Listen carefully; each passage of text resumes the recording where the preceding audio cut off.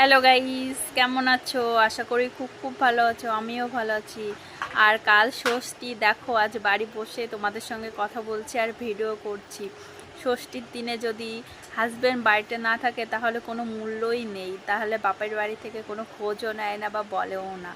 যদি স্বামী বাড়ি থাকতো তাহলে ঠিক বলতো কখন আসবি, জামাইকে ফোন করে বলতো জামাই কখন আসবা, আমাকে ফোন করে বলতো বারবার যে দিদি কখন আসবি, তাড়াতাড়ি চলে আয়।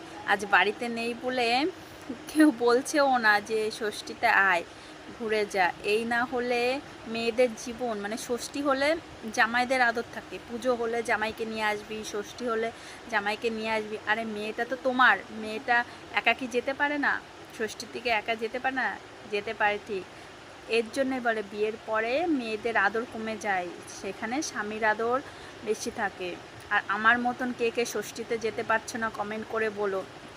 আমার তো খুবই খারাপ লাগছে, প্রতি বছর যায়, এবছর তোমাদের দাদাভাই আসতে পারলো না, তার জন্য ষষ্ঠীতে যেতে পারলাম না। তোমাদের দাদাভাই কদিন আগে ঘুরে গেছে, তার জন্য এবার ষষ্ঠীতে আসতে পারছে না, মনটা খুবই খারাপ লাগছে। তো আমার মতন কে কে ষষ্ঠীতে যেতে পারছে না কমেন্ট করে বলো কিন্তু, ঠিক আছে? আমার খুবই খারাপ লাগছে, সবাই যাবে, ভিডিও করবে, আমি বাড়ি বসে দেখব। কি করব, নসিব এর নাম বলে প্রবাসী। ইচ্ছা থাকলেও তারা বাড়ি আসতে পারে না, আর এর নাম মেয়েদের জীবন। সুখের জন্য স্বামী বিদেশ থাকে, আর সব সুখ ত্যাগ করতে হয় মেয়েদেরও।